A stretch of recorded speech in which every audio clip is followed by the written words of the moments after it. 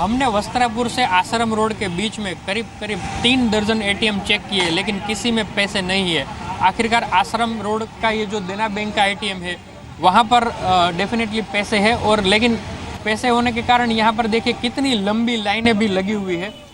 हम इस वक्त वाराणसी के रथ यात्रा चौराहे पर मौजूद हैं और इस पूरे लेन में, जिस लेन में हम मौजूद हैं, आप देखिए यूनियन बैंक है, इसके ठीक बगल में जहां हम खड़े हैं एचडीएफसी बैंक है, इसके बगल में कोटक बैंक है। तो 3-4 बैंक और एटीएम्स इस पूरे लेन में लाइन से हैं, लेकिन आप देखिए इसके बावजूद लोगों की यहां लंबी लाइन है। देश में कैश की कैसी किल्लत है, ये बयां करने के लिए ये 2 तस्वीरें काफी हैं। लेकिन सवाल सिर्फ कैश की किल्लत का हो तो इसकी जिम्मेदारी सीधे सरकार की बनती है, जिसने बाकायदा देश से 50 दिन मांगे। मैंने सिर्फ देश से 50 दिन मांगे हैं, 50 दिन। 30 दिसंबर तक मुझे मौका दीजिए मेरे भाई। लेकिन किल्लत कैश की कम, उसके गोलमाल की ज्यादा लगती है। आलम यह है कि जहां पहले कई बैंकों के कर्मचारी नए नोटों की हेराफेरी में गिरफ्तार किए गए, अब सीबीआई ने बेंगलुरु से रिजर्व बैंक के एक अधिकारी को कैश के गोलमाल के आरोप में गिरफ्तार किया है। बेंगलुरु की आरबीआई शाखा में तैनात सीनियर स्पेशल असिस्टेंट के माइकल को 1,51,24,000 रुपए के पुराने नोट बदलने के मामले में गिरफ्तार किया गया है। There has been a media report about one of the RBI staff at Bengaluru as well.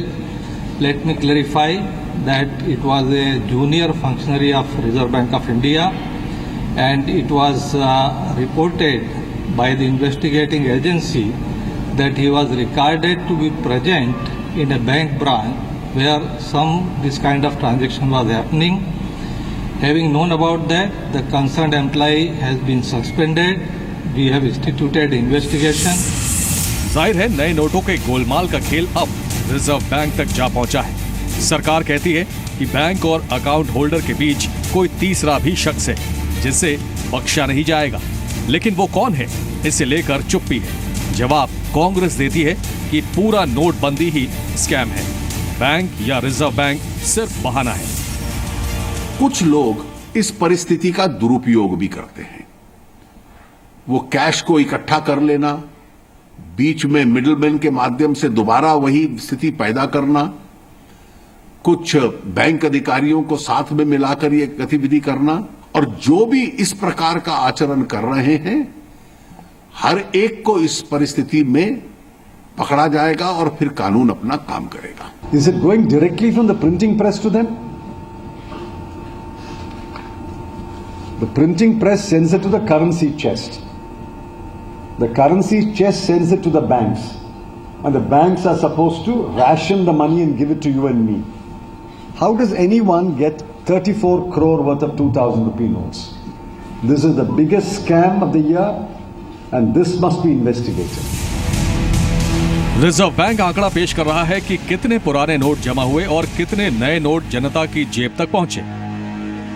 Start of the program on 10th November 2016 till 10th December 2016. Banks have issued notes worth 4,61,000 crores to the public over their counters and through their ATMs. And the old notes of 500 and 1,000 rupees which have been returned back to the Reserve Bank and the currency chest, that amounted to 12.44 lakh crores as of 10th December 2016. लेकिन public की दिलचस्पी RBI के इस आंकड़े में कम है। उसकी नजर नए नोट पर लगी है, जिसके लिए वो घंटों एटीएम के बाहर, बैंकों के बाहर कतार में खड़ी होती है, लेकिन कैश है कि उसे दिखता ही नहीं। सवाल है इस कैश क्राइसिस का असली गुनहगार कौन है? इसी सवाल पर सबसे बड़े एनालिसिस के लिए सीधे चलते हैं जी बिजनेस स्टूडियो।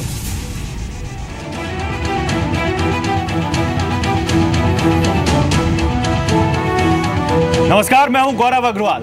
नोटबंदी के बाद जहां आम आदमी एटीएम और बैंकों के बाहर कतार में खड़ा दिख रहा है, वहां कुछ लोग चांदी काट रहे हैं। इसमें कई बैंक के कर्मचारी भी शामिल हैं। देश में कैश के गोलमाल का आलम यह है कि सीबीआई ने रिजर्व बैंक ऑफ इंडिया के एक अधिकारी को गिरफ्तार किया है, जिस पर काले धन को सफेद करने का आरोप है। गड़बड़ झाले में शामिल होने का आरोप है। सवाल है क्या सरकार ऐसे बैंकों, उनके कर्मचारियों के खिलाफ कड़ी कार्रवाई करने में देर कर रही है और क्यों कर रही है? और सबसे बड़ा सवाल कि जब आरबीआई, बैंक और सरकार सब एक साथ कह रहे हैं कि ऑल इज वेल, फिर एटीएम खाली क्यों पड़े हैं? बैंकों के बाहर कतार क्यों है? और कहां जा रहा है पब्लिक का पैसा? यही है इस वक्त की big story, big debate. Cash crisis, गुनहगार कौन, जिम्मेदार कौन? मेरे साथ इस पर बात करने के लिए कुछ खास मेहमान हैं। मेरे साथ नरेंद्र तनेजा है, स्पोक्स पर्सन बीजेपी। मेरे साथ प्रियंका चतुर्वेदी है, स्पोक्स पर्सन कांग्रेस। मेरे साथ जूही सिंह है, स्पोक्स पर्सन समाजवादी पार्टी। मेरे साथ सुनील जैन है, होंगे थोड़ी देर में मेरे साथ, वो लीगल एक्सपर्ट हैं, टैक्स एक्सपर्ट है, उनसे हम बात करेंगे। मेरे साथ विश्वास उटागी हैं, वीपी हैं AIBEA के। रंजन मोहापात्रा है मेरे साथ, policy adviser to government of India. मेरे साथ KC चक्रवर्ती साहब है, फॉर्मर डेप्यूटी गवर्नर RBI। मेरे साथ प्रदीप चौधरी जुड़ेंगे, फॉर्मर चेयरमैन SBI। बस थोड़ी देर में आप सभी लोगों का स्वागत है। और क्योंकि RBI पर भी आज सवाल उठे हैं, इसलिए सबसे पहले मैं चक्रवर्ती साहब आपके पास आऊंगा। चक्रवर्ती साहब, रिजर्व बैंक कहता है कि कैश की किल्लत नहीं है, बैंक कहते हैं कि वो कैश बांटने की पूरी कोशिश कर रहे हैं, लेकिन सवाल है कि पब्लिक के पास कैश की जबरदस्त क्राइसिस है। आखिर इस कैश क्राइसिस के लिए कौन जिम्मेदार है सर? RBI, बैंक या सीधे सरकार? देखिए, normally currency management is a reserve bank function, मगर करेंसी को जो है विड्रॉ करने का डिसीजन जो है ऐसा लगता है गवर्नमेंट का है, but Reserve Bank has also supported it. So I will say this is the responsibility of both Reserve Bank as well as government of India. तो ये अच्छा हो या खराब हो, जो भी हो, इसके लिए जिम्मेदार तो ही दो है, government of India and Reserve Bank of India both. And I think both are the one and the same. Sir आप रहिए मेरे साथ प्रदीप चौधरी भी इस वक्त फोन लाइन पर है, लेकिन इससे पहले कि मैं उनके पास जाऊं, सर आपसे एक और सवाल। अब तो CBI के एक अफसर तक की, RBI के एक अफसर तक की कैश के गोलमाल के मामले में गिरफ्तारी हुई है, तो एक तरफ जिस पर करप्शन को लेकर नोटबंदी की गई थी वही खतरे में दिख रहा है, क्योंकि करप्ट लोगों पर अंकुश नहीं लग पा रहा है और जिम्मेदारी किसी की तय नहीं हो रही है। किसकी जिम्मेदारी तय होनी चाहिए, क्योंकि देश अब भी कतार में है सर? देखिए, अब देखिए, ये जो है क्रिमिनल एक्ट तो सोसाइटी में से निकल नहीं सकता। Before we blame the banks और Reserve Bank, one person is caught and another person is caught, we must also admit the fact that 14 lakh crore has been withdrawn. Total money in the circulation is about 90 billion pieces. Now, out of that, somebody is caught somewhere, 1 or 2 or some 1 crore, 2 crore. It is nothing insignificant. We must, what we say, we must not create a situation when there is a shortage.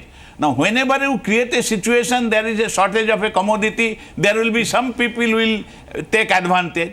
And also our supervisory system, the vigilance machinery should be effective enough to catch the people and punish them. But we should not be too much worried and say that everybody in the Reserve Bank has become thief or everybody in the society has become thief. All what I say that, look, crime can be controlled in two ways. Either you punish the crime. No, sir, we are not saying that everybody is thief and everybody is criminal. We are just asking कि लोगों को पैसा नहीं मिल रहा है sir, और देश भर में रेड हो रही है और करोड़ों रुपए के नए नोट निकलकर सामने आ रहे हैं, तो ये भी कहीं ना कहीं किसी की मिली भगत से हुआ होगा, और क्या उसको चेक नहीं किया जा सकता था, उसको रोका नहीं जा सकता था? मैं अभी आपने पैनलिस्ट के पास जाऊं, लेकिन प्रदीप चौधरी मेरे साथ जुड़े हुए हैं, तो एक सवाल उनसे भी। प्रदीप चौधरी साहब, आप इस देश के सबसे बड़े बैंक के चेयरमैन रहे हैं सर, और इस वक्त बैंकों के ऊपर सबसे ज्यादा सवाल उठ रहे हैं सर, क्योंकि कैश क्राइसिस अभी भी बनी हुई है। काफी दिन गुजर चुके हैं, 1 महीने से ज्यादा गुजर चुका है, लेकिन अभी भी लोगों को पर्याप्त मात्रा में पैसा नहीं मिल पा रहा है। आप किसको जिम्मेदार मानते हैं इसका? अरे बैंकों के पास पैसा होगा तो ना देंगे जी, बैंकों के पास पैसा होगा तो ही तो ना देंगे। अगर रिजर्व बैंक कहते हैं कि पर्याप्त मात्रा में उन्होंने कैश छोड़ दिया बाजार में, तो एटीएम में इन्होंने रेस्ट्रिक्शन क्यों लगा रखा है कि 2000 रुपए से ज्यादा आप उठा नहीं सकते? अगर पहले की तरह जिसे कहते हैं ना कि बिफोर, अगर it is business as usual, तो हटा दीजिए लिमिट। पहले तो लिमिट नहीं थी, 20-30 हजार रुपए, 50 हजार रुपए तक लोग ड्रॉ कर सकते थे। अगर आपको लगता है कि स्थिति उतनी ही कंफर्टेबल है जितनी पहले की है, तो क्यों रेस्ट्रिक्शन लगा रखे हैं? ऑब्वियसली कि और रिजर्व बैंक 2 तरह की बातें कर रहा है। ऑब्वियसली ये है कि पर्याप्त पैसा नहीं है, इसलिए उन्होंने रेस्ट्रिक्शन लगाया। तो आप इस पूरे मामले में आरबीआई को कटघरे में खड़ा करते हैं सर, क्योंकि तमाम जगहों से ऐसी तस्वीरें आ रही हैं जहां लोगों के पास करोड़ों रुपए के नए नोट हैं, जबकि हफ्ते भर में 24,000 की लिमिट अभी भी लगी हुई है। आपकी शरारत है, आप हेडिंग देते हैं कि बैंकों में घोटाला, और मेरी बात को तोड़ मड़ोड़ के आप रखते हैं। बिल्कुल नहीं, मैं ये कह रहा हूं कि रिजर्व बैंक इस बात को स्पष्ट करे कि 4 लाख करोड़ देकर उन्होंने पूरे देश में पर्याप्त कैश दे दिया है, ये गलत है। इस बात को स्पष्ट करें। और वो 4 लाख करोड़ कहाँ है? वो रिजर्व बैंक के प्रिंटिंग प्रेस से चले होंगे, पर क्या वो बैंकों में पहुंचे हैं? उस बात को खुलासा करें। ठीक है, अर्ध सत्य, हाफ ट्रुथ मत बोलिए। नहीं, मैं तो आपसे सवाल पूछ रहा हूं सर, गुस्सा मत होइए, मैं तो आपसे सवाल पूछ रहा हूं प्रदीप सर। आरोप लगा रहे हैं। सर मेरा सवाल सीधा है, हम देश भर में हमारे पास तमाम तस्वीरें हैं, करोड़ों रुपए की नई करेंसी रोज पकड़ी जा रही है। आपको लगता है बिना किसी के शामिल हुए करेंसी ऐसे लोगों तक पहुंच गई? मैं नहीं टिप्पणी कर सकता हूं, पर आप ये बताइए कि आपने इस जो डिस्कशन है उसका हेडिंग रखा है कि बैंकों में घोटाला। नहीं, कोई हेडिंग घोटाला नहीं, हम तो पूछ रहे हैं गुनहगार कौन? नहीं sir, our heading is cash crisis, गुनहगार कौन? नो, कल का जो प्रोग्राम था उसमें सर आज बात करिए ना, में घोटाला। सर आज बात करिए ना, आप वही कड़ी है, आप वही जी बिजनेस है जो कल थे। सर आज की बात करिए, आप कल पे क्यों जा रहे हैं? और बैंकों में ऐसा कुछ नहीं हो रहा, ये भी तो नहीं कह सकते ना। माफी मांगिए, आप माफी मांगिए। बहुत शुक्रिया सर आपका हमसे बात करने के लिए प्रदीप चौधरी साहब। लेकिन सवाल है कि हम आम आदमी की आवाज उठाएं तो भी सवाल उठाइए आप, और आम आदमी की आवाज जब हम उठाने की कोशिश करें तो भी आप आरोप लगाइए। बहुत शुक्रिया सर आपका हमारे साथ जुड़ने के लिए। केसी चक्रवर्ती मैं आपके पास आऊंगा, लेकिन नरेंद्र तनेजा, शुरुआत अब इस पैनल की आपसे करते हैं। नरेंद्र तनेजा, गुनहगार कौन? लोग अब भी कतार में खड़े हैं और देश भर में नई करेंसी मिल रही है। आरबीआई के एक कर्मचारी या अधिकारी को भी आज पकड़ा है सीबीआई ने। नहीं, जितने भी आपने कहा आरबीआई के अधिकारी को पकड़ा, छापे पड़ रहे हैं, जो टेलीविजन में तमाम तस्वीरें आप देख रहे हैं, कौन कर रहा है? हम ही तो कर रहे हैं, सरकार ही तो कर रही है। अच्छा, और दूसरी बात यह है कि अभी आपके साथी ने बताया, हमको भी पता है कि 90 बिलियन पीसेस सर्कुलेशन में है। अब उसमें से एक छोटा सा परसेंटेज अगर कुछ लोग ये कर रहे हैं, और लेकिन उनको हम पकड़ रहे हैं, और यही नहीं कि पकड़ के हम कोई चोरी छुपे पकड़ रहे हैं, पकड़ के टेलीविजन के सामने उनको पेश किया जा रहा है, सब कुछ देश के सामने रखा जा रहा है, लेकिन एक बहुत छोटा सा परसेंटेज है। ये बात सच है, हम इसको नकार नहीं रहे कि लोग जो है, लोगों को असुविधा अभी भी हो रही है, अभी भी कतारें, हम इसको बिल्कुल नकार नहीं रहे, ये सच बात है। लेकिन साथ में आपको ये भी देखना पड़ेगा कि लोग जो हैं वो साथ दे रहे हैं, उनको पता है कि जो सरकार ने कदम उठाया वो क्यों उठाया है, उनके हित में उठाया है, क्या वजह थी। आप मुझे 30 सेकंड आप जरा इंटरप्ट करिएगा, मैं आपको, देखिए गौरतलब बात यह है कि यूपीए 1 और यूपीए के टाइम में, उस समय जब ये आए तो बड़े नोट 500 और 1000 के नोट जो थे वो 36% सिर्फ रिप्रेजेंट करते थे, बाकी 100, 50, 20, 10 के नोट होते थे। और 10 साल के अंदर इन्होंने जो है वो 36 से 86% कर दिया उसको, बड़े नोटों का, बड़े नोट का 86% बड़े नोट हो गए, 50, 500 और 1000 के। क्यों भाई, क्या वजह थी?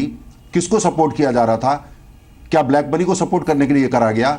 आज चिदम्बरम जी प्रेस कॉन्फ्रेंस में तरह तरह के जो आरोप लगा रहे हैं, उन्हीं के सामने भी ये हुआ। क्यों करा गया? वो क्यों नहीं देखा उस समय? क्या डिसीजन था उसके पीछे गणित क्या था? किसकी मदद करना चाहते थे? सर वो तो जो हो गया वो हो गया। मैं आपका सवाल लेके जाऊंगा प्रियंका के पास। नरेंद्र तनेजा जी, आपने जो आरोप लगाया, मैं सवाल लेके जाऊंगा सर। उनके हाथ में नकद, सर मेरा सवाल है कि 8 नवंबर के बाद में आ जाए, डीमोनेटाइजेशन के ऐलान के बाद अभी तक जो हुआ, आखिरी बात, दिक्कत अभी भी है, आखिरी वाक्य, लेकिन अब आगे गौरव, आखिरी वाक्य, अब ये सब जो ये करके चले गए थे, देश जानता है कि हम उसकी सफाई कर रहे हैं, देश पूरा धैर्य दिखा रहा है और इस कतार में खड़ा है, सच बात है सर, कतार में खड़ा है, धैर्य दिखा रहा है, लेकिन मेरे पास नरेंद्र तनेजा जी, मनी के खिलाफ, नरेंद्र तनेजा जी, उसका मेरे साथ सुनील जैन भी जुड़ चुके हैं। नरेंद्र तनेजा जी, कतार में खड़ा है देश, धैर्य दिखा रहा है। प्रियंका, मैं 1 मिनट में आ रहा हूं आपके पास। धैर्य दिखा रहा है, लोग बैंकों के बाहर खड़े हैं, उनको पैसा नहीं मिल रहा, सुबह लगते हैं, शाम को लौट जाते हैं। लेकिन मेरे पास 20 जगहों की डिटेल है, मुंबई से लेकर दिल्ली और सोनीपत से लेकर गुवाहाटी तक, जहां करोड़ों रुपए की नई करेंसी, 2000 के नोट पकड़े जा रहे हैं। ये नोट कैसे पहुंच जा रहे हैं सर लोगों तक? कौन पकड़ रहा है? हम ही तो पकड़ रहे हैं, हम ही तो छापे मार रहे हैं। जो देखिए, हमने ये तो कभी नहीं कहा कि सब ईमानदार हो गए। जो संस्कृति कांग्रेस फैला के गई 70 साल में, उसी पे तो हम हमला बोले हुए हैं। हमने कब कहा कि हम 100% सफल हो गए? हमने युद्ध शुरू करा है उस गंदगी के खिलाफ जो कांग्रेस ने 70 साल में यह पैदा करी। मतलब आप इसके लिए कांग्रेस को जिम्मेदार ठहरा रहे हैं? हम खत्म करेंगे, हमने नहीं कहा युद्ध की शुरुआत है। देखिए इतना उल्टा सीधा प्रवक्ता आकर भारतीय जनता पार्टी की बात करते हैं कहते हैं 500 और 1000 रुपए की करेंसी हमने बढ़ाई और इसलिए उसको हटाने के लिए, कम करेंसी लाने के लिए, लेस अमाउंट की करेंसी लाने के लिए इन्होंने शायद 2000 रुपए की नोट लगाई होंगी, जो आज सबसे ज्यादा मार्केट में अगर है या इकोनॉमी में भी चल रही है, वो सर्कुलेशन में है, वो 2000 रुपए की नोट है। जो किसकी पार्टी लाई है, किसके सपोर्ट में लाई है, किनको बचाने की कोशिश कर रही है? जो बड़े बड़े पैसे आज छापे मार मार कर निकल रहे हैं, इन्हीं लोगों के हाथों से निकल रहे हैं, इन्हीं लोगों के घरों से निकल रहे हैं। सब भारतीय जनता पार्टी से जुड़े हुए हैं। भारतीय जनता पार्टी के नेता हों, भारतीय जनता पार्टी से जुड़े हुए लोग हों, भारतीय जनता पार्टी के समर्थक हों, सब इसी तरीके के नोट जो निकल रहे हैं, और वो भी 2-2 हज़ार के नोट इन्हीं के निकल रहे हैं। ये कहते हैं इन्होंने ब्लैक मनी फैलाया। मैं अभी पूछती हूँ तनेजा जी से कि जो आप कह रहे थे 13 लाख करोड़ का आपका अनुमान था, जिसमें से आप कह रहे थे 3 लाख करोड़ काला धन है, उसमें से 12 लाख करोड़ तो अब तक जमा हो गए हैं। कहाँ है वो काला धन जिसकी आप बात करते हैं? तो उल झलूल बात करना और अपना डीमोनेटाइजेशन के बारे में आप लोग कोई जवाब नहीं दे पा रहे हैं, आकर दूसरी सत्ता को ब्लेम करना, जो रायता आप लोगों ने फैलाया है उसका। आप ये देखिए 19 बिलियन जो पैसे निकले हैं, उसमें से सिर्फ 4 लाख वापस आए हैं। 4 लाख करोड़ वापस ये सर्कुलेशन में ला पाए हैं। किस तरीके की तैयारी की इन्होंने काला धन पे अटैक करने की? कहते हैं छापे मार रहे हैं। छापे उन लोगों के घर पे भी मारे जा रहे हैं जिनके पास एक जस्टिफिकेशन है उस पैसे का। तो ये बात कहना बहुत ही, मैं कहूँगी, इस तरीके का वो हो गया कि क्योंकि अब पैर फैलाने के लिए चादर नहीं बचा है, बहाने नहीं बचे हैं, तो अब ये पिछली सरकारों को दोष देंगे। काला धन अगर करना था तो पनामा अकाउंट में जिन गए थे ना, आप उन पे कार्य करते। आप बेनामी प्रॉपर्टीज पे के बिल को प्रायोरिटी बनाते, प्राथमिकता बनाते, उस पे नहीं बनाते। जो सिर्फ 4% जो करेंसी जो सर्कुलेशन में है और काला धन मानी जाती है, उस पे आप वार नहीं करते। जैसे आज देश की जनता जो आप कह रहे हैं शांति से खड़ी है, शांतिपूर्वक इसलिए खड़ी है क्योंकि आपने उनके हाथ से सारा उनका धन छीन लिया है। उनके जो धन है जो उनको आप विड्रॉ नहीं करने दे रहे हैं, और उसी बैंक खातों के पीछे, बैंक्स के पीछे जो आपके काले धनी सपोर्टर्स हैं, वो पैसा निकाल कर अपने घरों में भरे चले जा रहे हैं। ठीक है, तो उसका पहले आप जवाब दीजिए। मैं नरेंद्र तनेजा आपको आधा मिनट दे रहा हूं सर, आप रिप्लाई कीजिए, फिर मैं अपने और पैनलिस्ट के पास जाऊंगा। मेरे पास तमाम एक्सपर्ट बैठे हुए हैं अपनी फील्ड के, जो आज इस बारे में बताएंगे। गौरव, मैं पूरे सम्मान के साथ प्रियंका जी को कहना चाहता हूं, इन्होंने जो कहा, मेरी बात का किसी भी आरोप का इन्होंने जवाब नहीं दिया है। इन्होंने बल्कि दूसरी जो पुरानी कांग्रेस का टेप चल रहा है कि 2000 का नोट ले आए, इनके साथी हैं। अरे बताइए कौन से साथी हैं बीजेपी के? इन्होंने कहा है बीजेपी के लोग हैं, उनके यहाँ निकल रहा है। जरा नाम बता दीजिए टेलीविजन पे, आपको जब इतना पता है ABCD। मैं इंतजार करता हूँ पहला, दूसरा, तीसरा, 10 जरा नाम तो बता दीजिए, 10 नाम तो बता दीजिए प्रियंका जी। अच्छा, दूसरी आप बीच में मत बोलिए प्रियंका जी, आप बीच में बोल रही है, ये गलत है। आप बीच में मत बोलिए प्रियंका जी, आप बीच में बोलिए, ये गलत है। फिर मैं बोलूंगा तो फिर आपको शिकायत होगी। मैं बोलूंगा तो आपको बड़ी जल्दी शिकायत होने लगती है। अब आप बीच में बोल रही हैं, अनसिविलाइज्ड है ये। अच्छा ठीक है, एक एक करके Priyanka let's have a decent debate. एक एक करके सबके पास जाते हैं, सबके पास आऊंगा मैं, सबको मौका दिया जाएगा। मैं भी बोलूंगा। तनेजा जी अपनी बात पूरी कर लें, प्रियंका मैं आपके पास आऊंगा। प्रियंका जी गलत बात है, अनसिविलाइज्ड वे है। नहीं ठीक है प्रियंका चतुर्वेदी। ओके सर, आप अपनी बात पूरी करिए। सर अपनी बात पूरी करिए। आप मुझे सिविलिटी ना सिखाएं सर। सिविलिटी मैं आपसे नहीं सीखूंगी, सिविलिटी आपसे नहीं सीखूंगी। वो ठीक है, अब कभी कभी सिखाना पड़ेगा। नहीं सर, अपने मुद्दे पर आते हैं सर, मुद्दे पर आते हैं। बहुत कुछ सिखाना है कांग्रेस, इंतजार रखिए। आपको सिखाना मुद्दे पर आते हैं, don't be personal, don't be personal. पड़ता है कि टोका टाकी आप करते हैं, आप ही से शायद सीख रहे हैं, आप ही से सीखना पड़ रहा है, आप कर रही हैं, क्योंकि हर डिबेट में हम आपके साथ आते हैं, आप इस तरीके का व्यवहार करते हैं। आप सीख लीजिए। Don't be personal Priyanka, Taneja ji don't be personal. हम मुद्दे पर आते हैं। व्यूअर हमारी आपकी तू मैं नहीं सुनना चाहता है कि मुद्दे पे क्या बात है, मुद्दे की बात सुनना चाहता है। Priyanka please, I am coming to you. Priyanka please hold on. Priyanka, Narendra Taneja की बात पूरी हो जाए फिर मैं आता हूं प्रियंका आपके पास। नरेंद्र तनेजा अपनी बात जल्दी कंप्लीट कीजिए, मेरे साथ और भी पैनलिस्ट हैं। अच्छा दूसरा, एक सेकंड गौरव। अच्छा दूसरा जो मेरा ये कहना है कि जहां तक ये कहा गया कि जो लोग खड़े हुए हैं उनका, जो देश में लोग, मुझे पता है लोगों को असुविधा है, मान रहे हैं, है ना, लेकिन जो खड़े हुए वो इसलिए खड़े हैं, उनको पता है कि ये जो गंदगी 70 साल की थी, इसको ये सरकार साफ कर रही है, इसलिए। सर मेरा सवाल आप नहीं सुने, आपने तुरंत पिछली सरकार को लगा दिया कि पिछली सरकार की गंदगी थी। सर मेरा सवाल था कि आपने सफाई करने का चलिए एक अभियान चलाया, आपकी बातों में, आपके शब्दों में। सर उस अभियान में बहुत सारी कमियां दिख रही हैं, उस अभियान में बहुत दिक्कतें उठ रही हैं, उस अभियान में बहुत सवाल उठ रहे हैं, उसकी आप बात नहीं कर रहे। प्रियंका, मुझे और पैनलिस्ट के पास जाना है, मैं आपके पास आता हूं प्रियंका। अच्छा, आप अपनी बात पहले मुझे जल्दी कंप्लीट जवाब कीजिए देने प्रियंका, दीजिए। जल्दी कंप्लीट कीजिए। मैं टिप्पणी करूंगा। मैं आ रहा हूं सर, एक मिनट। अगर ये कहते हैं, बड़े दावे करते हैं कि 70 साल में जो गंदगी फैलाई है ये साफ कर रहे हैं, पहले ये आंकड़ा बताएं कितना काला धन निकला है इनके ये डीमोनेटाइजेशन के बाद। ठीक ये है। बताएं कि कितने कारोबारी ऐसे हैं जिनके 1 मिनट जिन पे छापा डाला गया हो। बहुत जल्दी ये फिगर देंगे प्रियंका जी। ये बताएं ये कि जो सब कितने बैंकों में आया है, ये खत्म हो सारा गया है, सफेद फिर भी नहीं है। हमारे जवाब ठीक है, उसके आंकड़े देंगे। Okay, you make your point Priyanka. Taneja ji आ रहा हूं आपके पास, आपको मौका मिलेगा तो आप बताइएगा। विश्वास उटागी साहब आपके पास आऊंगा।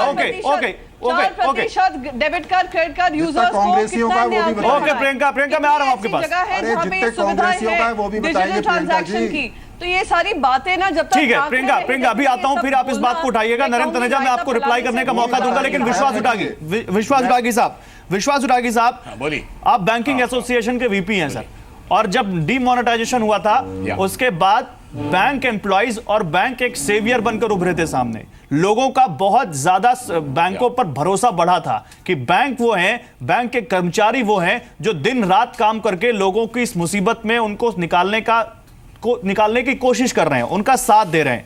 लेकिन सर धीरे धीरे ये इमेज टूट रही है सर। मैं आपको एक क्रोनोलॉजी गिना सकता हूं, 2 दिसंबर, 3 दिसंबर, 5 दिसंबर, 6 दिसंबर, और देखें तो करीब करीब 50 से ज्यादा बैंक के अधिकारी या कर्मचारी गलत मामलों में लिप्त पाए गए हैं और उनको गिरफ्तार किया गया है। सर आपको लगता है कि कहीं ना कहीं बैंकों को भी अब इस बारे में और सोचने की जरूरत है और कहीं ना कहीं ये इमेज तोड़ने की जरूरत है, क्योंकि लगातार पब्लिक तो बैंकों के बाहर खड़ी है और हर जगह से शिकायत आती है कि लोगों को पैसा नहीं मिलता, लेकिन ये आरोप लग रहे हैं बैंकों पर कि वो अपने प्रिविलेज कस्टमर्स को या ऐसे लोगों को जो रसूखदार हैं उनको बैंकों के अंदर से पैसा पास कर रहे हैं।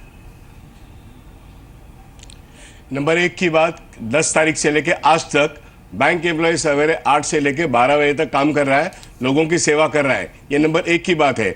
और सिस्टम में जो कैश आ रहा है वो सिस्टम से ही दिया जा रहा है। इसमें बैंक का कैशर और बैंक का ऑफिसर कहीं भी गलती करेगा तो उसको भुगतना पड़ता है, वो ऑपरेशनल मिस्टेक होता है।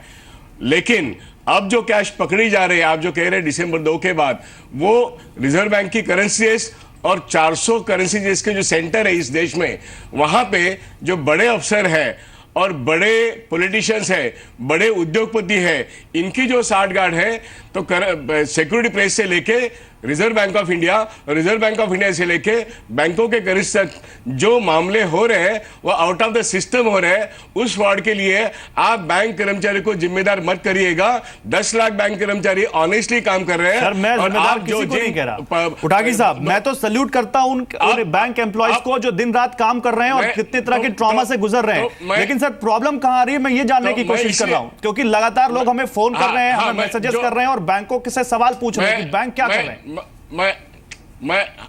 मैं यही बता रहा हूं कि रिजर्व बैंक ऑफ इंडिया के कैश में कितना कैश 10 तारीख से लेके आज तक आया।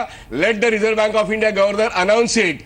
एवरी डे उन्होंने कितना कैश दिया और उनके पास कितना कैश पुराने नोटों का गया, ये आज तक ट्रांसपेरेंटली रिजर्व बैंक गवर्नर ने अनाउंस किया नहीं है। हमने 10 बार इसके लिए मांग की है। और आज भी आप बताएं कहां पर है काला धन। वो ये तो नोट का स्वैपिंग हो रहा है और जो रिजर्व बैंक के करेंसी से बैंकों के करेंसी में कैश जारी है, तो इसमें कहीं ना कहीं एजेंट्स काम कर रहे हैं और वो पॉलिटिकल एजेंट्स भी हो सकते हैं, वो मार्केट के एजेंट्स भी हो सकते हैं। वहां पे आप छापे डालो, चाहे जितने लोगों को पनिश करना है पनिश करो, लेकिन बैंक एम्प्लॉय को आप गलत मत समझो।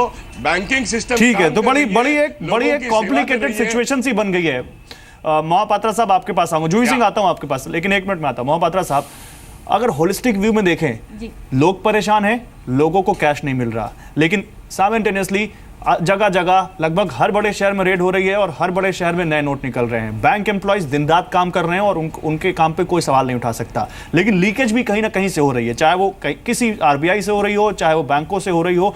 सर इससे कहीं ना कहीं जो इस सरकार की डीमोनेटाइजेशन की मुहिम है, इसको भी धक्का पहुंच रहा है, लोगों का भरोसा टूट रहा है। लोग सरकार के साथ पहले भी खड़े थे, आज भी खड़े हैं, लेकिन लोगों को लगता है यार हम तो लाइन में दिन रात खड़े रहते हैं और कुछ लोग हैं जो बिना आए आराम से पैसा निकाल ले जा रहे हैं। बात सही है। आपके सवाल का जवाब देने से पहले मैं एक पर्सपेक्टिव डाल देता हूँ, फ्रेमवर्क क्या है। एक्चुअली डीमोनेटाइजेशन होलिस्टिकली स्पीकिंग ये काफ़ी एक लार्ज एंड कॉम्प्लेक्स प्रोसेस है। डिसीजन गवर्नमेंट ने लिया in collaboration with RBI note print किया एंड बैंक्स डिस्ट्रीब्यूट करेंगे। इट्स लाइक डिलीवरी चैनल, जैसे कैनल जैसा पानी कहीं से आ रहा है, डिस्ट्रीब्यूट कहीं हो रहा है ना। जब पानी की किल्लत ज़्यादा है, सूखा पड़ा हुआ है, उसी समय जब लीक कर रहा है, कैनाल से पानी लीक कर रहा है, वो सबको काटेगा। लोग दाने दाने के लिए, पैसे के लिए मोहताज है। उसी समय जब लीक कर रहा है वो ज़्यादा कष्टदायी होता है। ये होने का कारण है जो एग्जिस्टिंग हमारे सिस्टम में जो फैलेसीज है, जो वीकनेसेस हैं, वो अभी एक्सपोज हो रहा है। ये आज की बैंकिंग सिस्टम जैसे था ऐसा है, मगर आज एक तरह के समुद्र मंथन जो हो रहा है, इसमें हर किसी का कमजोरी निकल जाता है। और अभी पॉलिटिशियंस को मैं इतना कहूँगा कि ये सिचुएशन को पॉलिटिकल एंगल से ना देखकर एक नेशनल इशू देखकर आपसी मारामारी छोड़कर देश की समस्या का समाधान करना चाहिए। छोटी छोटी कमियों को इशू बनाना चाहिए रादर। बट ये बात सही है कि बैंकिंग सिस्टम के लिए बड़ा ही एग्जामिनेशन है, ये एक परीक्षा है, और इसमें ये लोग जो जितना सारे बाहर को नोट जा रहा है वो दिखाई पड़ रहा है कि सिस्टम में कमी है और कमी थी। और मुझे जो इंडिकेशन मिल रहा है, जो जिस तरह का स्टेटमेंट्स गवर्नमेंट दे रही है, प्राइम मिनिस्टर साहब दे रहे हैं, इसमें इसको बख्शा नहीं जाएगा। तो ये एक परिवर्तन का दौर है, इसमें जो भी कमी निकल के आ रही है इसको ठीक करा जाएगा। मतलब फैक्ट इज फिलहाल हम कितना टाइट कर सकते हैं सिस्टम से लीकेज ना हो, इसके लिए सब मिलकर काम करना चाहिए, ना कि हम आपस में मारामारी शुरू कर दें। नहीं, बड़ी बढ़िया बात है, सबको मिलकर काम करना चाहिए, लेकिन सब मिलकर काम कर रहे हैं क्या? नहीं कर रहे। सुनील जैन साहब, आप इस देश की इकोनॉमी को समझते हैं, इस देश के टैक्स सिस्टम को समझते हैं। हालांकि सरकार की तरफ से आज वित्त मंत्री ने खुद इंडिकेशन दिया है कि डीमोनेटाइजेशन के बाद टैक्स में कुछ रियायतें मिल सकती हैं। देखेंगे, आने वाले वक्त में बताएंगे। लेकिन आपको क्या लगता है सुनील जैन, डीमोनेटाइजेशन की जो ये पूरी एक्सरसाइज है, जिस तरह से इंप्लीमेंट की जानी चाहिए थी, हुई? और अगर नहीं हुई तो कौन जिम्मेदार है? क्राइसिस हो रही है लोगों को, तो कौन जिम्मेदार है?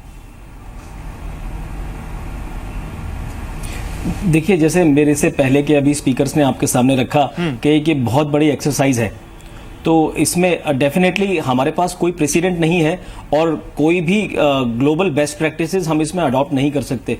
हमें निश्चित रूप से इसको इम्प्लीमेंटेशन के दौरान ही ये सीखना है कि ये कैसे और बेहतर हो सके। मैं समझता हूँ जितने भी इंस्टेंसेस जी बिजनेस ने भी पिछले कुछ दिनों में सामने रखे हैं, जिस तरह से ब्रांचेस से कैश जो है वो भारी मात्रा में कुछ लोगों के पास पकड़ा जा रहा है, तो मैं समझता हूँ कि ब्रांच मैनेजर और ब्रांच लेवल पर ये सब शायद मैनेज करना मुश्किल है। और इसके लिए हमें चाहिए कि हम ये जो बैंक्स की जो करेंसी चेस्ट ब्रांचेस हैं या जो रीजनल लेवल पे जो लीड करती हैं ब्रांचेस, कुछ नीचे अपने सब ब्रांचेस को, उस लेवल पे chief manager, general manager level पर हमको थोड़ा सा और फोकस करके ये देखने की जरूरत है कि बैंकों से जो कैश डिस्ट्रीब्यूट हो रहा है वो किस तरह से डिस्ट्रीब्यूट हो रहा है और क्या वो सभी ब्रांचेस तक अपने बैंक में पहुंच पा रहा है और इवनली पहुंच पा रहा है कि नहीं पहुंच पा रहा है। ठीक है, उटागी साहब, मैं आऊंगा। उटागी साहब, एक बहुत बड़ी समस्या आपके सामने से उटागी साहब, आप आंसर करना चाहें जल्दी कीजिए, फिर मैं जूही सिंह के पास जाऊंगा। 9 तारीख को रिजर्व बैंक ऑफ इंडिया के सारे इसके चलते भी मैं समझता हूं कि एक बड़ी समस्या जो है वो सॉल्व होगी। तब उन्होंने कहा था कि ये कहीं भी हमने काउंट किया नहीं है, फिजिकल काउंटिंग कैश की नहीं हुई थी उस वक्त भी।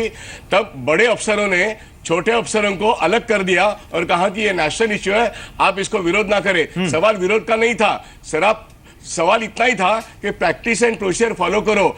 Physical cash verification of counting नहीं हुआ था आरबीआई में, और वैसे ही सिस्टम के अंदर से कुछ दिया गया और सिस्टम के बाहर से कुछ दिया गया। चलिए ठीक है, ओके सर। 2000 की नोटों 7 तारीख से बाहर गई थी। 7 तारीख से बाहर गई थी, तो रिजर्व बैंक ऑफ इंडिया में बहुत बड़े पैमाने पे हेराफेरी हो सकती है। चलिए तनेजा साहब सुनिएगा, आरबीआई पे बहुत बड़े सवाल उठ रहे हैं, मैं आपके पास आऊंगा इससे जुड़ा सवाल लेकर, लेकिन जूही सिंह पहले आपके पास। जूही सिंह, आज अखिलेश यादव मीडिया के सामने आए, उत्तर प्रदेश को तोहफा दिया 7वें वेतन आयोग का, लेकिन साथ ही साथ केंद्र सरकार पे बड़ा आरोप लगा दिया कि डीमोनेटाइजेशन यानी नोटबंदी को सही तरीके से लागू नहीं कर पाए, और 50 दिन नहीं अगले साल भर तक इसका हम असर देखेंगे। अर्थव्यवस्था पे दिक्कत होगी, लोगों की नौकरियां जाएंगी, और तमाम तरह के उन्होंने आरोप लगा दिए। क्या वाकई ये आपकी पार्टी को लगता है कि डीमोनेटाइजेशन एक फेल्ड एक्सरसाइज है?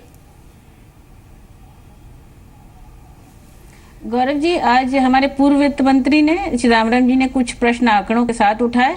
अच्छा लगता कि अगर जो हमारे प्रेजेंट वित्त मंत्री हैं अरुण जेटली जी, वो आंकड़ों के साथ जवाब देते और उसको राष्ट्रवाद या आतंकवाद को रोकने या आगे क्या टैक्स रिबेट देने वाले हैं उससे न जोड़ते। सीधा साधा प्रश्न है कि क्या 30 दिसंबर को हम अपने अकाउंट्स ऑपरेट कर सकेंगे जो हमारा लीगल मनी है, या फिर क्या ग्रामीण क्षेत्रों में अगर हम रहते हैं तो हमारे अकाउंट से जितना पैसा हम चाहेंगे ले सकेंगे? एटीएम की क्या लाइनें बंद बंद हो जाएंगी। जो बैंकों के ऊपर अब ठीकरा फूड़ा जा रहा है, जब बैंकों में पैसा है ही नहीं तो वो देंगे कैसे? ये तो रिजर्व बैंक खुद कह रहा है कि उतना पैसा उन्होंने इकोनॉमी में डाला ही नहीं है।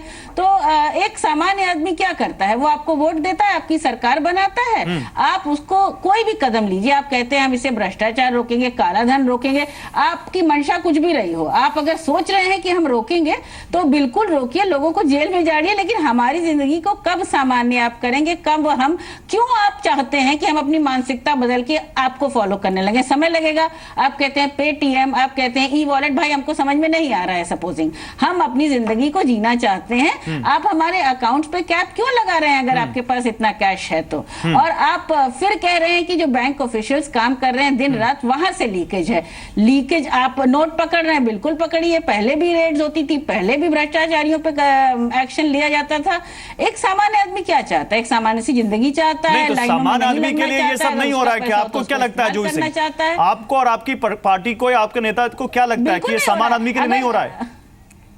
बिल्कुल नहीं हो रहा है सर, बिल्कुल नहीं हो रहा है गौरव जी। हमें पैसा नहीं मिल रहा है, हमारे सामान्य आदमी को पैसा नहीं मिल रहा है, हम पेमेंट लेबर को नहीं कर पा रहे हैं, हमारे दिहाड़ी मजदूरों को नहीं पैसा मिल रहा है। कृषि क्षेत्र में, रूरल इंडिया में जाइए, बिल्कुल भी पैसा बैंकों में पहुंचा नहीं है। तो ये प्रश्न तो आप खुद नहीं, लेकिन उठा रहे तमाम, हैं। नरेंद्र तनेजा, आप इस बात का आंसर करिएगा जो जोई सिंह उठा रही है, सवाल उठा रही है, लेकिन जोई सिंह, तमाम एक्सपर्ट्स और तमाम इकोनॉमिस्ट ये कहते हैं कि डीमोनेटाइजेशन यानी नोटबंदी एक डिस्ट्रप्टिव एक्सरसाइज है। जब भी होगी लोगों को कुछ ना कुछ दिक्कत होगी, लेकिन लॉन्ग टर्म में इसका फायदा होगा। और ये दिक्कत केवल आपके यहाँ ही नहीं, पूरे देश में हो रही है, हमें भी हो रही है। गौरव जी, लॉन्ग टर्म में जब गौरव जी, मैं इसमें यह कहना चाहूंगी कि प्रधानमंत्री जिन्होंने बहुत सोच समझ के फैसला लिया, 30 दिसंबर तक उन्होंने समय मांगा था, क्या 1 जनवरी को ये सब मुश्किलें दूर हो जाएंगी? और अगर नहीं दूर होंगी तो प्रधानमंत्री ने अपना होमवर्क क्यों नहीं किया? प्रधानमंत्री क्यों कह रहे हैं कि हम बस्ता बांध के अपनी जिम्मेदारी छोड़ के चले जाएंगे? जन धन योजना के खाते कितना पैसा, आप एक एवरेज लीजिए, हार्डली 15,000 रुपए सब में जमा है। आप कुछ एक्सीडेंटल को जरूर ले लीजिए, आप कहते हैं कि मैं सोचूंगा कि उस पर क्या करना है, तब तक आप कदमों में बैठाइए और वो पैसा वापस मत करिए। बहुत जिम्मेदाराना। ओके जोई जी, ओके प्रियंका आप बोलिए, फिर तनेजा साहब आपके पास आता हूं। प्रियंका, वित्त मंत्री कह रहे हैं जी। देखिए मैं बस 2-3 चीजें, मेरे मन में 2-3 चीजें हैं जो सामने रखना चाहूंगी।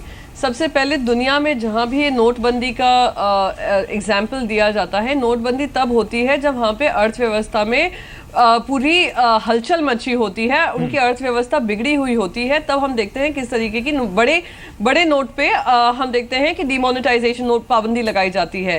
यहाँ पर हमारी जीडीपी ग्रो कर रही है, अच्छे स्तर पे ग्रो कर रही है। लोग मेक इन इंडिया की बात करते हैं प्रधानमंत्री। अब देखिए, जब से नोटबंदी हुई है, एक तो आपने दुनिया में कहीं नहीं हुआ है कि आपने जो देश की 86% करेंसी है उसको सर्कुलेशन से हटा दिया, और दुनिया में कहीं नहीं हुआ है। दुनिया के जो भी इकोनॉमिस्ट हैं सब आपसे ये सवाल पूछ रहे हैं कि ऐसी क्या आन पड़ी कि आपको 86% करेंसी पे पाबंदी लगानी पड़ी। तीसरी चीज लोग पूछ रहे हैं और सब कह रहे हैं, सारे इकोनॉमिस्ट कह रहे हैं, ये लॉन्ग टर्म गेन उनके लिए होता है जहां पे इकोनॉमिक क्राइसिस होती है, ना कि कोई ऐसी कंट्री में जो एक डेवलपिंग इकोनॉमी है, अच्छा ग्रोथ फिगर्स दिखा रही है, दुनिया में अच्छा प्रदर्शन दिखा रही है, उस पर ही आपने पाबंदी लगा दी। चौथा सवाल जो उठ खड़ा होता है वो काले धन की राशि पे होता है कि वो जो 5% पैसा जो आप करेंसी सर्कुलेशन ब्लैक मनी में है, आपने नोटबंदी के जरिए खत्म करने की कोशिश की, उससे 100% जो देश की जनता है उसको आज कतारों में खड़ा कर दिया। ठीक है प्रियंका, जो सबसे पहले जो हम व्हाइट पेपर लाए थे, हमारे कार्यकाल में व्हाइट पेपर आया था काले धन पे। प्लीज मुझे कंप्लीट कर लेने दीजिए, जल्दी प्लीज कंप्लीट करने दीजिए। व्हाइट पेपर हम लाए थे, उसमें सबसे ज्यादा ये था कि ऑफशोर अकाउंट्स में पैसा था।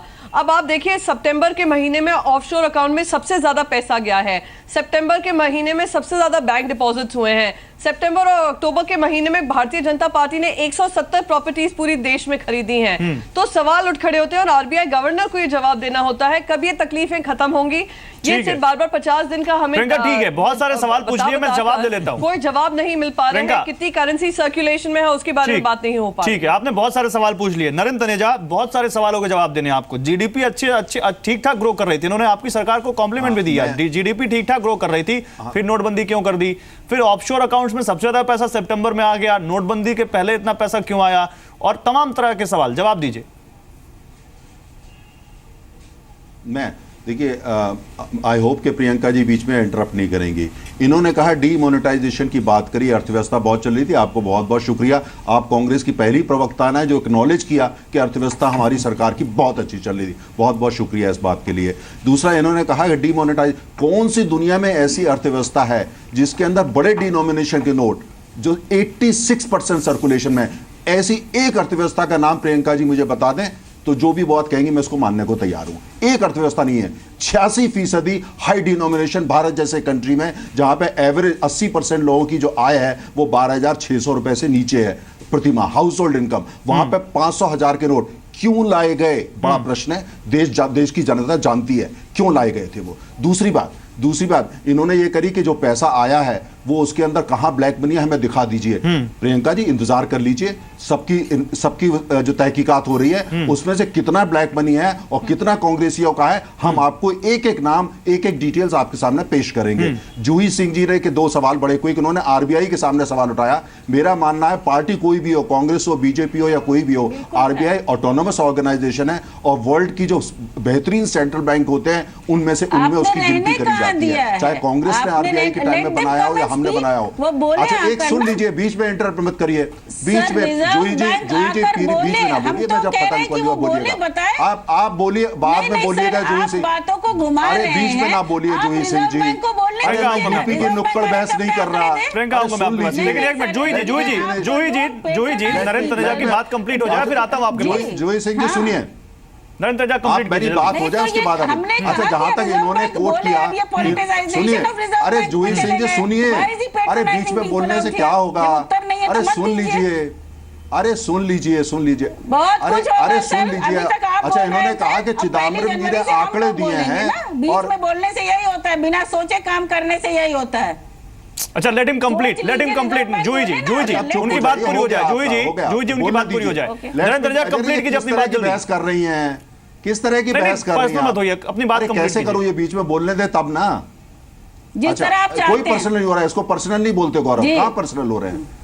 अब बात की हम ये कह रहे हैं ये फिनिश कर दे, मैं बोलूंगा कहां पर्सनल हो। अच्छा ठीक है बोलिए। अच्छा दूसरा इन्होंने कहा चिदम्बरम जी ने आंकड़े देकर बात करी। जूही सिंह जी आंकड़े देख करके बात करिए कि आपके प्रदेश के अंदर आप बात इधर उधर की करें, कितने बलात्कार हुए आंकड़े दीजिए, कितनी हत्याएं हुई आंकड़े दीजिए। नहीं सर हम दूसरे मुद्दे पे जा रहे हैं, आंकड़े दीजिए। हम दूसरे मुद्दे पे जा रहे हैं नरेंद्र तनेजा, हम दूसरे मुद्दे पे जा रहे हैं प्लीज। अब मैं आपको बीच में टोकूंगा सर, हम दूसरे मुद्दे पे जा रहे हैं। नहीं मुद्दा नहीं, हम दूसरे मुद्दे पे जा रहे हैं सर, हम दूसरे मुद्दे पे जा रहे हैं। हम ब्लैक मनी की बात करते तो ठीक था, हम इकोनॉमी की बात करते तो ठीक था, हम दूसरे मुद्दे पे जा रहे हैं। कांग्रेस के प्रवक्ता की आंकड़ों की बात कर रहे हैं तो इसके भी आंकड़े दीजिए ना, आंकड़े दीजिए आप क्या हो रहा है। प्रियंका आ रहा हूं मैं आपके पास। प्रियंका प्लीज, मेरे साथ केसी चक्रवर्ती भी है, वो भी बैठे हुए, उनसे भी एक सवाल लेना मुझे। रुकिए प्रियंका, आप अपनी बात करिए ना। नहीं आप कांग्रेस तनेजा जी, कांग्रेस के प्रवक्ता क्या वो आपके भी प्रवक्ता हो। तनेजा जी हम किसकी बात करें, हमको जो सही लगता है हम बात करेंगे ना। ठीक है सबको अधिकार है। Juhi Singh okay hold on, Juhi Singh hold on. हाँ वो भी जनता दिखा देगी सर, होल्ड ऑन। अब यूपी में सफाया होगा भी जनता दिखा। हाँ सर यूपी की बात मैं लेकर आ रहा था। ये आपकी एक मिनट की बात है। एक मिनट जूही सिंह आ रहा हूं। नरेंद्र तनेजा रुकिए। सुनील जैन मैं आपके पास आऊंगा। Sunil Jain as a common man, Sunil Jain as a common man I assume ये यूपी की पार्टी है। सर मैं आ रहा हूं, एक minute. Sunil Jain I assume as a common man you will speak and you will answer my question. क्या नहीं लगता आपको कि ठीक है प्रॉब्लम हो रही है लेकिन 50 दिन अगर सरकार की तरफ से मांगे गए हैं तो हमें 50 दिन बाद इसका एनालिसिस करना चाहिए कि खराब है या सही है। हाँ इस पर सवाल जरूर उठा सकते हैं कि इंप्लीमेंटेशन कैसा है, क्योंकि इंप्लीमेंटेशन तो अभी उसके प्रोसेस से हम गुजर रहे हैं। मैं आ रहा हूं प्रियंका आपके पास। बिल्कुल मैं एग्री करता हूं आपकी बात से, और ये एक बहुत विनम्रता से मैं कहना चाह रहा हूं कि एक पॉलिटिकल स्लज फेस्ट का इशू बन गया है और बहुत ही कम हम तकनीकी मामलों पर बात कर पा रहे हैं। बावजूद इसके मैं इतना कह दूं कि अगर जो 14 lakh 15 lakh crore high denomination currency है वो अब 12 लाख करोड़ या उससे कुछ ज्यादा वापस आ चुकी है, तो इसके बावजूद ये कहना कि शायद ब्लैक मनी कहां है सिस्टम में या ब्लैक मनी नहीं है या सारी व्हाइट मनी थी डिपॉजिट होने के बाद, तो उसकी क्लैरिटी तो फाइनेंस मिनिस्ट्री ने कदम कदम पे दी है। निश्चित रूप से एक पूरा कोर्स हमें रन करने की जरूरत है। अपने आप में डिमोनेटाइजेशन शायद पर्याप्त नहीं रहेगा, हमें गोल्ड पर गोल्ड के बिजनेस पर, रियल एस्टेट में रिफॉर्म्स लाके ज्यादा से ज्यादा बड़ी से बड़ी जो लैंड की डील है उसमें इस तरह से हमें एक रियल एस्टेट को कंडक्ट करना होगा ताकि जो डीड है, जो सेल डीड है, वो सभी सामने आ सके और लोग अपनी जो ट्रांजैक्शन वैल्यू है वो बता सकें, ना कि कैश और चेक के कॉम्बिनेशन में काम करें। उसके लिए स्टैंप ड्यूटी के रिफॉर्म्स की भी जरूरत होगी। और जैसा कि 1 नवंबर से लागू हो चुका है, मैं समझता हूं कि जो नया कानून है बेनामी प्रॉपर्टीज को लेके, उसका भी सही इस्तेमाल जब रियल एस्टेट और गोल्ड दोनों से जोड़कर होगा तो निश्चित रूप से हमारे सामने अच्छे रिजल्ट आएंगे। ठीक है, आपने एक छोटी सी बात और जोड़ दूं कि आपने देखा कि किस तरह से कैश कंप्लीट कीजिए। जी, एक छोटी सी बात और जोड़ दूं मैं गौरव जी कि कैश ट्रांजैक्शंस जो हैं वो आप अगर ये सारा कैश वापस आ जाए, लेकिन इस डिमोनेटाइजेशन ड्राइव के बाद जो एक मैसिव हमारे यहाँ कैश करेंसी है, साथ में जो सारी ट्रांजैक्शंस मोस्टली हमारे यहाँ कैश ट्रांजैक्शन होती हैं, चाहे लेजिटिमेट हो या इलेजिटिमेट हो, वो अगर 25-30% भी जो आगे का भविष्य है, जो निश्चित रूप से इनएविटेबल कोर्स ऑफ एक्शन है, मोबाइल वॉलेट है, डिजिटल पेमेंट्स है, डेबिट कार्ड है, नेट बैंकिंग है, ये अगर और ज्यादा डीपन हो जाती है हमारे सिस्टम में, हमारी सोसाइटी में ज्यादा से ज्यादा इन चीजों को यूज किया जाता है, तो निश्चित रूप से आप देखेंगे कि इकोनॉमी भी तरक्की करेगी, हमारे पास ग्रोथ और प्रोस्पेरिटी और जीडीपी के भी नंबर्स इंप्रूव होंगे। मैंने आपसे पहले बोला था कि 50 दिन के बाद एनालिसिस करना ज्यादा अच्छा होगा कि डीमोनेटाइजेशन या नोटबंदी सही रहा कि गलत कर रहा, लेकिन हाँ, एग्जीक्यूशन इंप्लीमेंटेशन पे सवाल जरूर उठा सकते हैं क्योंकि उसके प्रोसेस से एक आम आदमी गुजर रहा है और लोगों को दिक्कत हो रही है। प्रियंका प्लीज, मैं आ रहा हूं आपके पास, मेरे साथ केसी चक्रवर्ती, एक सवाल उनसे ले लूं फिर आता हूं। चक्रवर्ती साहब, लीकेज से हमने शुरू किया था, कैश लीकेज हो रही है, लोगों के पास पैसा जा रहा है, कहां से पहुंच रहा है ये तो अभी इन्वेस्टिगेशन का सब्जेक्ट है और इन्वेस्टिगेशन होगी तो पता चल जाएगा, लेकिन आपके हिसाब से इस लीकेज को रोकने के लिए क्या किया जाना चाहिए, कैसे रुकेगी ये leakage?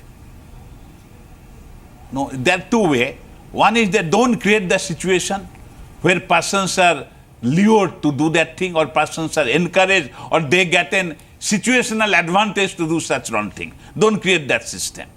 And second thing is that people who are caught, properly punish them. After we do find out what they have done. I don't know who has done the wrong thing. What is the, if we are catching hold of some person, does not mean that he is doing the wrong thing. Then he has to be prosecuted, he has to be tried in the court, and then only it is to be done. If it is a departmental something problem, then there has to be departmental inquiry. All what I say, more civilized way of checking the frauds and crime is that don't create a situation where people are encouraged to do that thing or people take the advantage of the situation. नहीं sir, लेकिन problem क्या है मालूम है, हमने कई banker से बात की और उनका कहना है कि लीकेज की तो प्रॉब्लम जो है वो अभी सब जैसा आप कह रहे हैं कि मैटर ऑफ इन्वेस्टिगेशन, लेकिन आरबीआई से भी उन्हें सफिशिएंट यानी पर्याप्त मात्रा में कैश नहीं मिल रहा है। और जैसा कि एआईबीए के भी वीपी हमारे साथ बैठे हैं और आरबीआई का कहना है कि कैश की किल्लत नहीं है, सरकार कह रही है कि थोड़े दिनों में ऑल इज वेल होगा। तो एक बड़ी कंफ्यूजिंग सी सिचुएशन है, डिलेमा है लोगों में सर, इस पर क्या कहेंगे? I said you that it will take at least another 4 to 5 months if everybody works very hard. Now, if there are other adverse impact on the economy, what will be is that how much time it will take, I don't know. It all depends on how we take the mitigating measures. That is the government, Reserve Bank, what mitigation measures have taken. But in my view, its impact so far as the functioning of the banks and people's getting the notes easily from the system, it will take at least 4 to 5 months time. नहीं sir, लेकिन मेरा एक छोटा सवाल, मुझे मालूम है आपको कहीं जाना है सर, आपको क्या लगता है as a former deputy governor of RBI, आपका एक्सपीरियंस क्या कहता है, डीमोनेटाइजेशन को कहां जाते देख रहे हैं आप, या महीने भर से ज्यादा बीत गए हैं, आप इसको कहां खड़ा पाते हैं?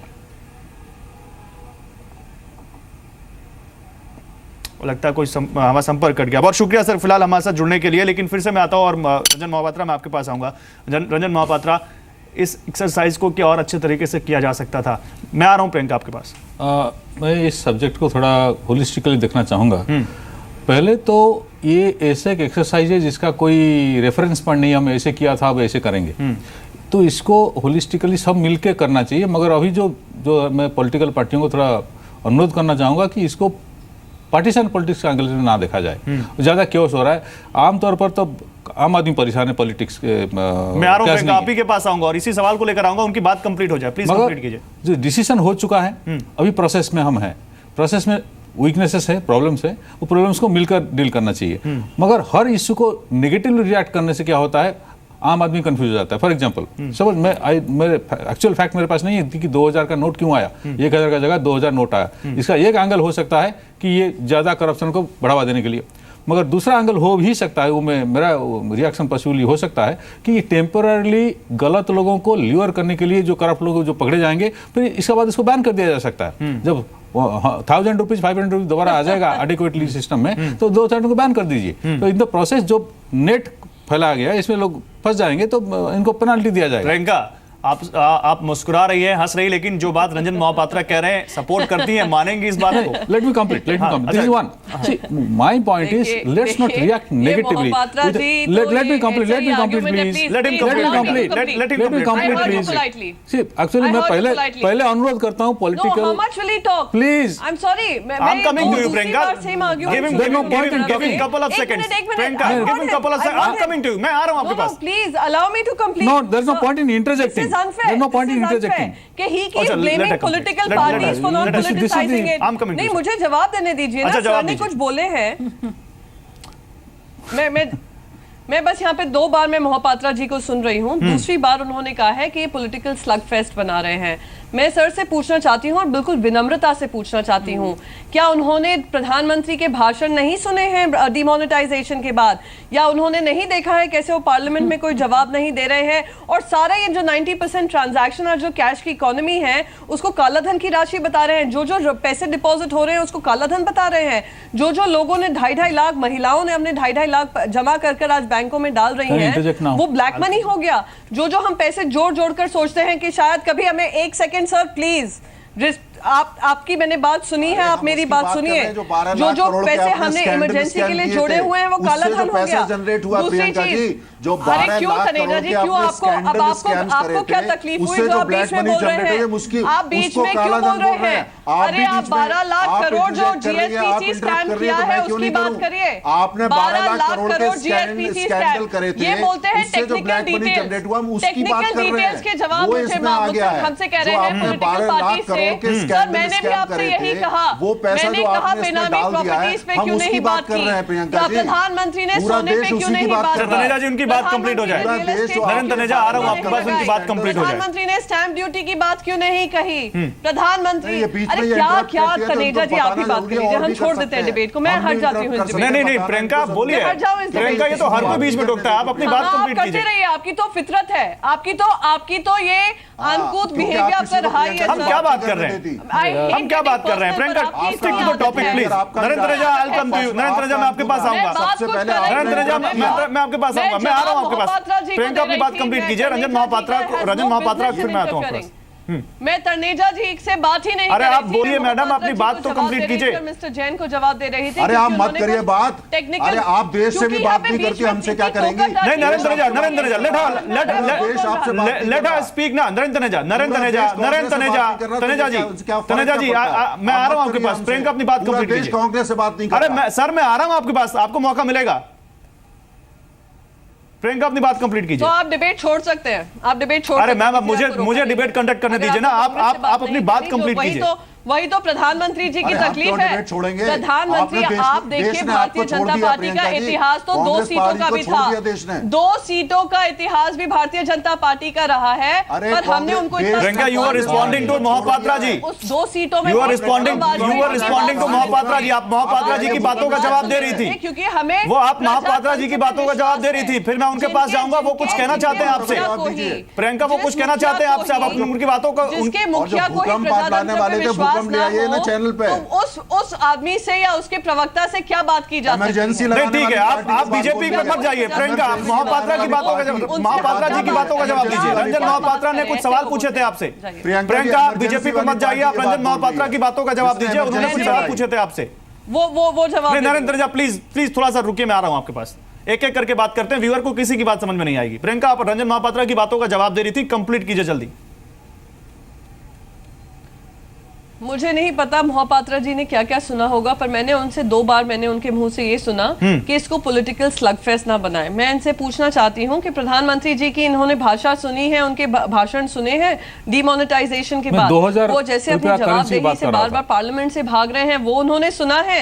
अरे सर कंप्लीट, हाँ 2000। मेरा पॉइंट ये था 2000 रुपया करेंसी के बारे में आप जो लोग लालच में उसको इकट्ठा कर रहे होंगे, ये बिल्कुल वही आर्ग्यूमेंट है जो हमने सुना था कि ये 2000 की नोट नैनो चिप के साथ आएगी और जो लोग उसको दबाकर भी रखने की कोशिश करेंगे, नैनो चिप उनको ढूंढ लेगा, जीपीएस टेक्नोलॉजी। आपका जो आर्ग्यूमेंट था बिल्कुल वही आर्ग्यूमेंट था।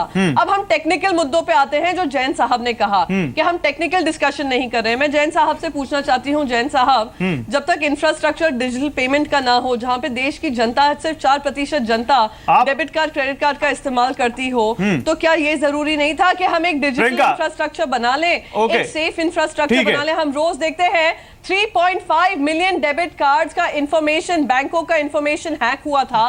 वो आज पता नहीं कौन से हैकर के पास है, हमारे पास उसका भी जवाब नहीं है। 3.5 मिलियन अकाउंट्स वो हैक, ठीक है, और उनकी फाइनेंशियल डीलिंग। प्रियंका, आप सुनिए, प्रियंका, मैं समझता हूं कि आप एक डिसेंट स्पोक्स पर्सन है और आप हेल्थ डिबेट करती हैं। आपने बहुत सारे लोगों से सवाल पूछे और आप प्लीज उनका जवाब सुनिए। मैं सबकी पोलाइटली सुन रही हूँ। हाँ, मैं यही कह रहा हूँ।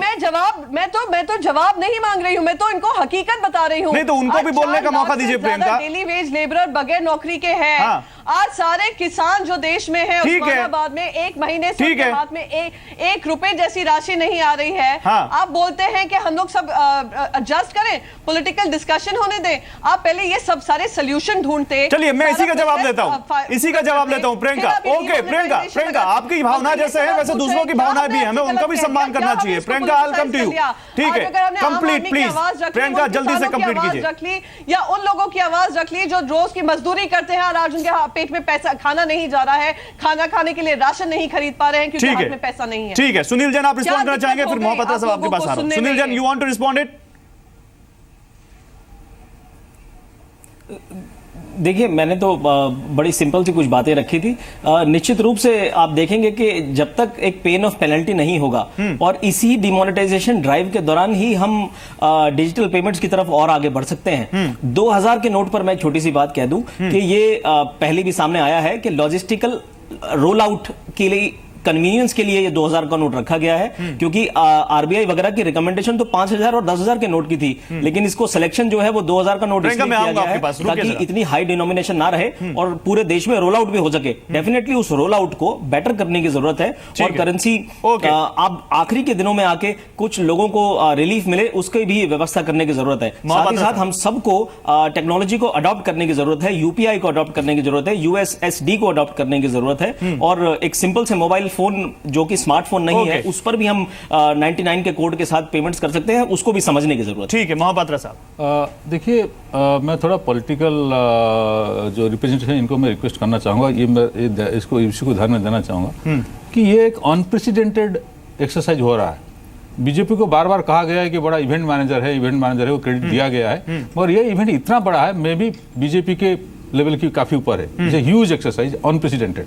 ये जो एक्सरसाइज हुआ है, क्यों हुआ है अलग बात है, मगर अभी प्रोसेस में हम है तो प्रोसेस में कमियां दिखाई दे रही है, इसको हमें ठीक करने की ज़रूरत है। रादर दैन हम जो एनर्जी स्पेंड कर रहे हैं in highlighting the problem of the common man, आम आदमी की समस्या को ज़्यादा बात करके, चर्चा करके जो गुस्सा पैदा कर रहे हैं आम आदमी में, ये एनर्जी हम इस्तेमाल करते हैं कि सर तो क्या ना बात करें, आम आदमी को प्रॉब्लम हो रही है तो हाँ, ज्यादा करके समाधान की रास्ता प्रॉब्लम हो रही है तो बात करनी नहीं चाहिए, क्या करना चाहिए, but not as much as is being done, rather समाधान की रास्ता सोचना चाहिए। पॉलिटिसाइज करना और बात करना दो अलग अलग। एग्जैक्टली, अगर आप दो चीज, अभी ये डिबेट की ले लीजिए, ये डिबेट में हम कितना टाइम दिया समाधान की सोचने के लिए, ठीक है, कितना टाइम दिया आपस में हमारा। Priyanka hold on, I will come to you. Priyanka मेरे पास समय कम है, उठागी साहब बताने की बात करते करते आप कहते हैं 5000 की नोट, 10,000 की नोट और 19 बिलियन नोट आपने मार्केट से निकाले हैं, ठीक है, सिर्फ 5 बिलियन वापस ला। ओके मैम, प्लीज मुझे दूसरे पैनलिस्ट के पास जाने दीजिए, आपका मौका आया, आपने बोला। Priyanka hold on please. देश की जनता,